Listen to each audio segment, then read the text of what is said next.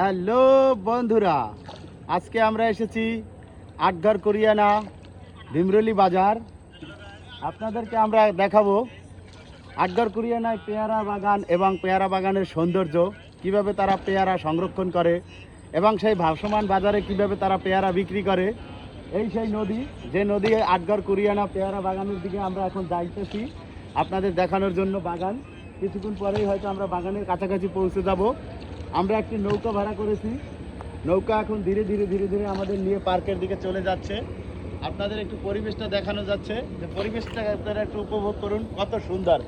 যেদিকেই দু চোখ যায় শুধু প্রাকৃতিক সবুজ আর সবুজ, সবুজ আর সবুজ, সবুজে ঘেরা। এখানে আসলে আপনাদের মন এতটাই সুন্দর অনুভূতি হবে, আপনারা মনে করেন কষ্ট ভুলে যাবেন।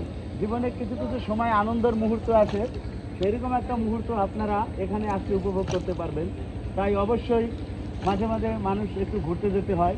তাই আমরা আপনাদেরকে বলবো, আপনারা আসেন, এখানে আসে ঘোরাফেরা করে দেখুন কীভাবে এখানে মানুষ ঘোরাফেরা করে। এই দেখুন কিছু ভাইয়েরা এখানে আবার নদীতে গোসল করতে আসে। হ্যাঁ, মনোরম পরিবেশে তারা গোসল করবে, তারাও ঘুরতে আসছে আমাদের মতোই। আরও সামনে ডাইনের পিছনে দেখুন প্রচুর পরিমাণ ট্রলার যাত্রী যারা এখানে ভ্রমণ করতে আসে, ভ্রমণের জন্য তারা পার্কে করে চলে যেতেছে। তো আমাদের ভিডিও যাত্রাপথের এখানেই সমাপ্তি। নেক্সট ভিডিও পার্কে।